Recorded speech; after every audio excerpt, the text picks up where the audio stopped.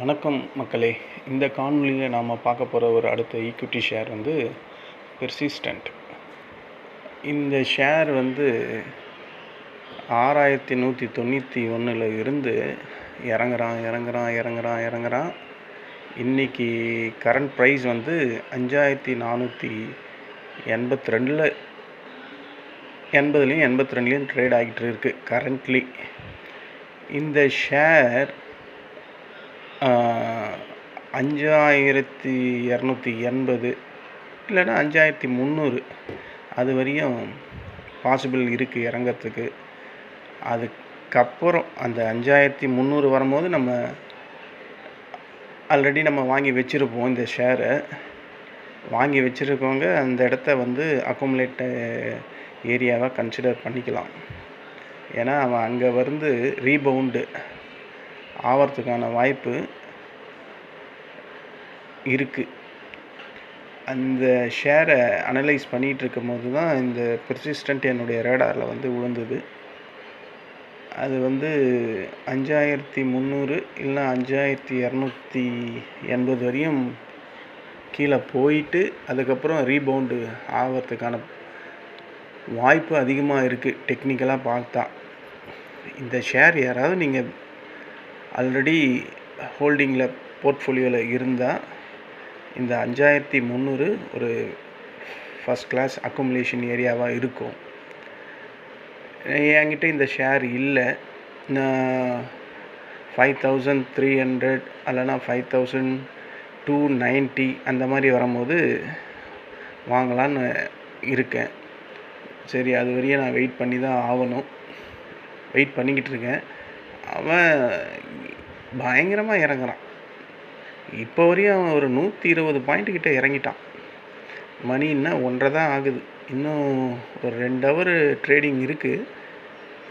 எப்படி இறங்குறான்னா சரன்னு இறங்கிட்டுருக்கு. நான் இப்போ இந்த காணொளி ரெக்கார்ட் பண்ணிகிட்ருக்க நேரம் நான் சொன்னும் போது 5480 இருந்தான். இப்போ 5470 வந்துட்டான். அந்த 2-3 செகண்டில் 10-12 பாயிண்ட்டுக்கிட்ட ருபீஸ் வந்து டவுன் ஆகிடுச்சு.